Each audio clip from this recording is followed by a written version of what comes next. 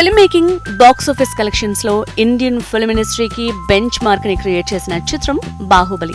నేటితరం సినీ నటుల సాంకేతిక నిపుణుల టాలెంట్ ని జాతీయ స్థాయిలో చాటి చెప్పింది ఈ చిత్రం. భారతదేశమంతటా మార్కెట్ ని కలిగి ఉండే సినిమాలంటే కేవలం హిందీ చిత్రాలే అనే అభిప్రాయం ఉండేది. బాహుబలి సినిమా ఈ అభిప్రాయాన్ని సమూలంగా మార్చేసింది. బాహుబలి మొదటి భాగంగా వచ్చిన చిత్రం భారత చలనచిత్ర చరిత్రని కొత్త మలుపు తిప్పింది.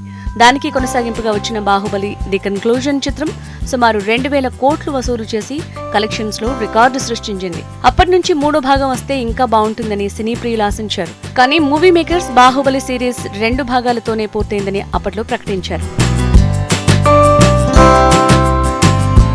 బాహుబలి చిత్రం పాన్ ఇండియా మూవీగా సృష్టించిన రికార్డ్స్ అన్నీ ఇప్పటికీ చెక్కు చెదరలేదు. మళ్లీ బాహుబలి మూడో భాగంతోనే ఆ రికార్డ్స్ బద్దలవుతాయని ప్రభాస్ ఫ్యాన్స్ హోప్స్ పెట్టుకున్నారు. వారి ఆశ నిజమయ్యే ఓ సంచలన వార్త ఇటీవలే వైరల్ అవుతోంది. బాహుబలి చిత్ర దర్శకుడు రాజమౌళి రీసెంట్ గా ఓ ఇంటర్వ్యూలో ఈ అంశంలో క్లారిటీ ఇచ్చాడు. భవిష్యత్తులో బాహుబలి చిత్రం మూడో భాగం రూపొందించే అవకాశం ఉందని స్పష్టం చేశాడు. ఈ వార్త సోషల్ మీడియాలో హల్చల్ చేస్తోంది.